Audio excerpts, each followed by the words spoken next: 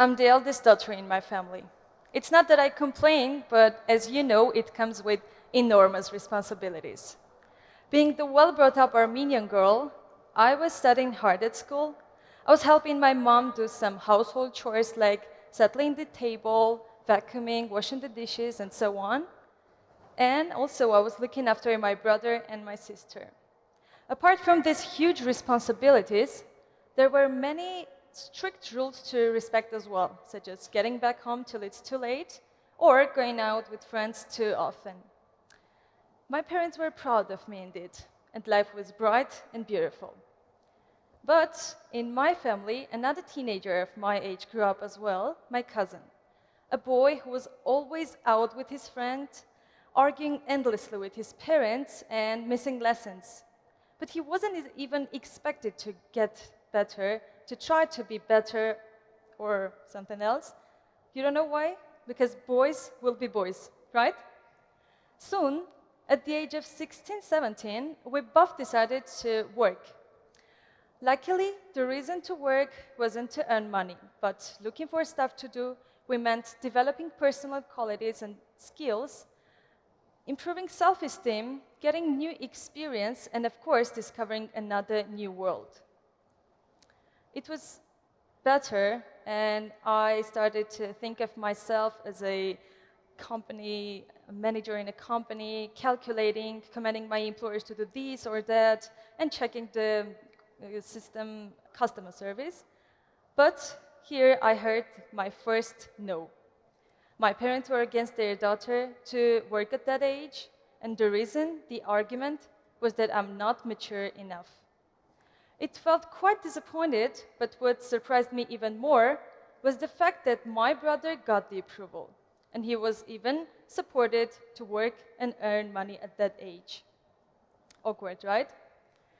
This time, I was a little bit stressed and was going through psychological problems for the following weeks. As soon as you can notice, I wasn't treated as an adult, whereas my brother was even encouraged to work and earn money.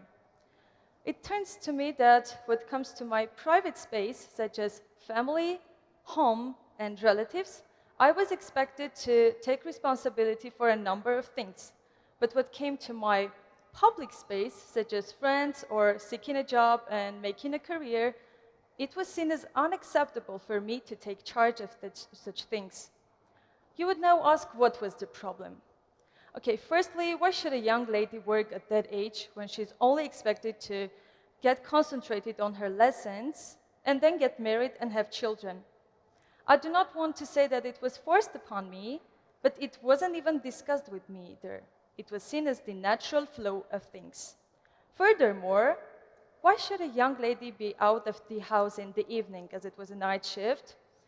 Not a common behavior for a traditional Armenian young lady.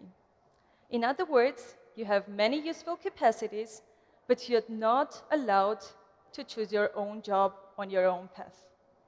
So, coming back to my brother, all in all, two people possessing nearly the same working capacities and potential were treated differently because of the specific social attitudes and cultural norms. So, though my family was against my decision, I decided to work to look for a job, and of course, since I was too concerned with this type of discrimination, I did an experiment with a male friend. So a friend of mine with the same educational background and working experience as me and I applied for the same post. And after a while of nervous wait, the results shook us down. We were both invited to have an interview, and luckily, to be honest, I was better prepared because previously I had the opportunity to hear one of Armenia's best HR managers' opinion, but the reality was quite the opposite.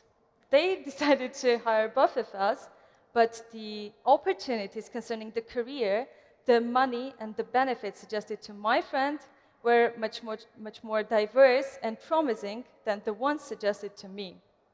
In addition to this, I was asked many unexpected questions, such as my plans for the next 5 years, and the interviewer was sure I was going to be married. Also, we have the mentality, in our mentality, the fact that huge majority of employers prefer men rather than women. It's giving the idea that a young lady of, let's say, 25 is going to be married soon. And also, women are also considered as agents of childbirth and not professionals who can easily choose their own job. After this, we can see that this is the public space. This was the second circle of discrimination that I was going through. And soon I realized that there are many other circles of discrimination to go through as well. I was soon destined to find out that there really exists a right to work and law for equality between men and women, but as I said, the reality is quite the opposite. So the fact that the right to work is enshrined in the Constitution doesn't automatically mean yet that you can make use of your rights freely. So we're given the private space, family, and the public space, working environment. What's next? These two spaces comprise the society. I'm sure you all know at least a little group of grandmas sitting in the yard and waiting for something extraordinary to take place so that they can discuss it, and a young lady who finishes her work at 10, let's say, can easily be considered as not normal because she gets back home not till midnight. Even if they know it isn't true, they continue to criticize the young lady. And though this can be designed as subjective personal opinion, we have to know that not everyone can escape its horrible effect on one's self-esteem, and sometimes we cannot escape the complexes as well. So, these grandmas are a collective figure of our society, which I would say is the third circle of discrimination that I couldn't oversee. We should undoubtedly talk also about the influence of Armenian mentality, conservative mentality, on the opinion of modern society. And even now, when I'm speaking to you, some of you may consider that this cannot be true. Not because you want to, but because you're mentally used to it. And it turns to me that when it comes to the private space, women are considered mature and responsible enough to take charge of such things. But when it comes to the public space, such as working environment and friends, there is that we're being paralyzed not because of our incompetencies, a lack of knowledge, or, I don't know, leadership skills, but rather because there exists that invisible cloak that tries to protect us from the outer world that I still cannot figure out. So, as George Gurdjieff once said, the only prison you can never escape is the one you do not see.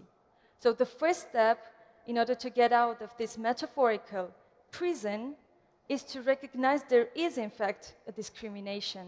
That though we have a modern society with rising human capital, the perceptions and traditions are still limiting for women. So the key point to get out of this situation and revolute discriminated stereotypes is to act and break these borders artificially created to make our lives more and more complicated. Just remember that your progress is only up to you. Thank you. Thank you.